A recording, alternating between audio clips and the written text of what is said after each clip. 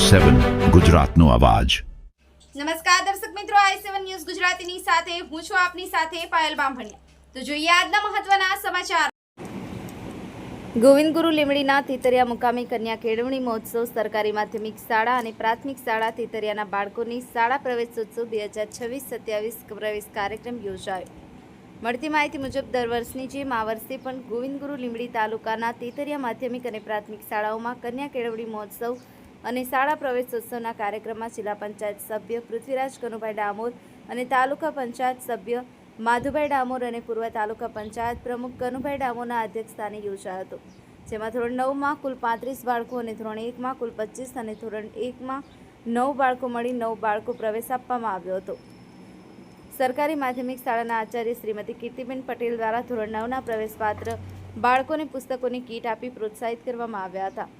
સરકારી માધ્યમિક શાળાનું ધોરણ 10નું રિઝલ્ટ 19 બાળકો પરીક્ષામાં બેઠા હતા, તેમાંથી 16 બાળકો પરીક્ષામાં ઉત્તીર્ણ થઈ અને 80% રિઝલ્ટ મેળવી શૈક્ષણિક ક્ષેત્રે સારી કામગીરી માધ્યમિક શાળાના આચાર્ય શ્રીમતી કીર્તિબેન પટેલ દ્વારા સારી શૈક્ષણિક કામગીરી કરી સારી કામગીરી કરવામાં આવેલ છે।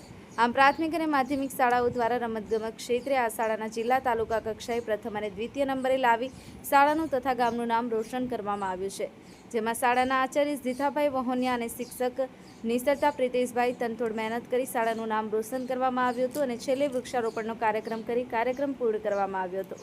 Bureau chief Kalubhai Damor, i7 news Gujarati, Dahod.